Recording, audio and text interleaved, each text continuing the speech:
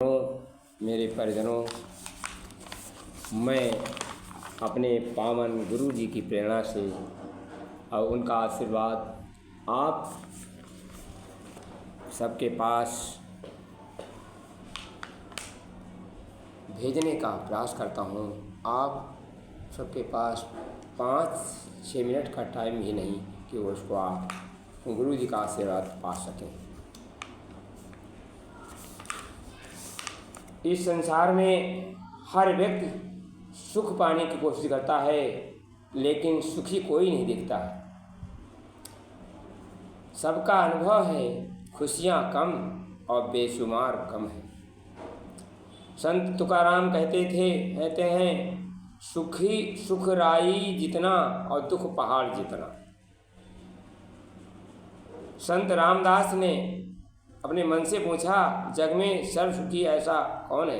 अर्थात कोई नहीं। गुरुदेव नानक जी ने कहा है, नानक दुखिया सब संसार। कबीर जी के शब्द में देखिए, सुखिया ढूंढत मैं फिरूं, सुखिया मिले न कोय, जाके आगे दुख कहूँ पहले उठे रोए। झोपड़ी के लोग खुश रहते हैं और महल के लोग दुखी रहते हैं। सुख की चाबी मानव के अंदर होती है, क्योंकि सुख तो कस्तूरी मृग की तरह होती है। मृग जंगल में भागता फिरता रहता है। मुस्कुराकर गम का जहर पीना जिसको आ गया, ये हकीकत है कि जहाँ भी जीना उसको आ गया। दूसरा कोई दुख देता है, यह एक भ्रम है। एक बार गौतम बुद्ध को एक व्यक्ति बहुत गंदी गालियाँ दे रहा था। फिर भी वह बुद्ध जी मुस्कुराते हुए शांत थे, क्योंकि उन्होंने उन गालियों को स्वीकार ही नहीं किया। इसी तरह एक संत कहीं जा रहे थे, दुष्ट व्यक्ति उनको गालियाँ देता हुआ जा रहा था पीछे पीछे। संत उससे कुछ भी नहीं बोले, चुपचाप चलते रहे। किंतु जब कुछ घर दिखाई पड़ने लगे तो वो खड़े हो गए। कहने लगे, उस व्यक्ति से कहा, हे भाई, तुम्हें जो कुछ कहना हो यहाँ कह लो, मैं खड़ा हूँ। आगे उन घरों में मुझसे सहानुभूति करने वाले रहते हैं, वे तुम्हें तंग करेंगे।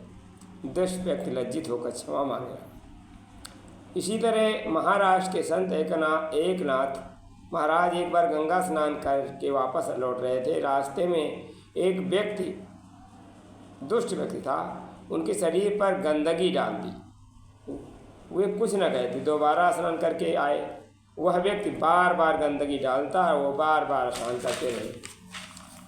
आखिर वह व्यक्ति थक गया और उसने उनसे क्षमा मांगी। संत एकनाथ ने उसको दोष देने के बजाय उन्होंने बार बार गंगा स्नान करवाने का श्रेय देकर धन्यवाद किया। तो आदमी संत की मनोबल की ऊंचाई प्राप्त नहीं कर सकेगा। इसलिए हमको संतों से प्रेरणा लेना चाहिए, क्योंकि कर लो मिल कर नेक कमाई, सतयुग फिर से आएगा। हमने छोड़ी नहीं बुराई, कलयुग कैसे जाएगा। मानव की काया तो पहले देवों को दुर्लभ है। भौतिकता की चमक में भूला खुद बनता निर्धन है। सच्चे कर्मों का फल पाए, सतयुग ऐसा आएगा। कर लो नेक कमाई, सतयुग फिर से आएगा। अपने सुख के कारण हमने तोड़ा सबसे नाता, मन कलुषित होकर बोझिल यत्न नहीं कर पाता। मन के स्वार्थ हटा न पाया, सतयुग कैसे जा आएगा। कर लो मिल कर नेक कमाई, सतयुग फिर से आएगा। धन्यवाद।